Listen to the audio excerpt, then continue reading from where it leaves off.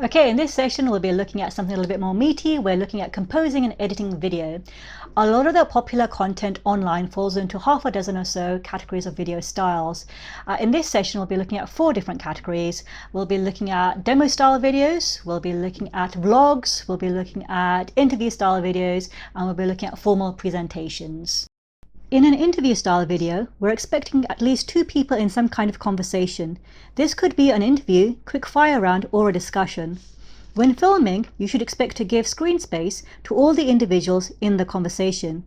It's best to actually cut to and focus on the person who's speaking at the given time, and continue by cutting back and forth between the individuals depending on who's speaking at the time.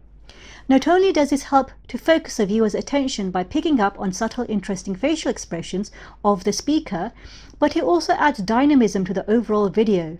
The cuts between the speaker add motion and variety in what could otherwise be a boring single-shot video with no movement. Also remember that communication is key, so make sure that those taking part are mic'd up.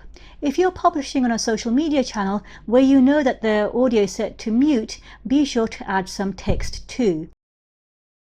A formal presentation might include someone delivering a workshop, corporate presentation, or a lecture.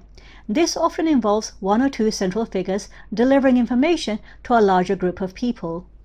To add dynamism to the shot and retain viewer engagement, you should pan or track the presenter as they move right and left on the stage.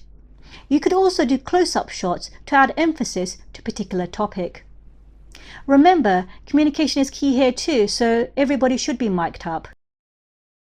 Vlogs or video logs often focus around one person talking, and sometimes this is called a talking head.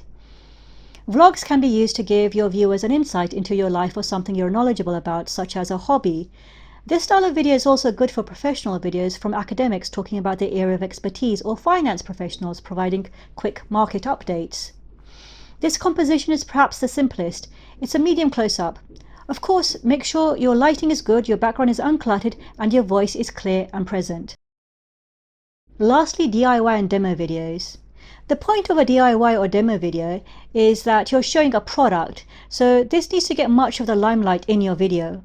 Ideally, you want to cut between close-ups of yourself talking about the product and the product itself. When you're selecting a scene from a set where you've recorded from different angles, the composition and lighting of the scenes might be slightly different. So when you're selecting a scene to edit, you should always tend towards the ones that have the highest quality of light, sound, and composition. Avoid using all the footage that is in any way corrupted. For example, if the footage is shaky, if there are weird angles that cut off parts of people's body, or if there's bad lighting.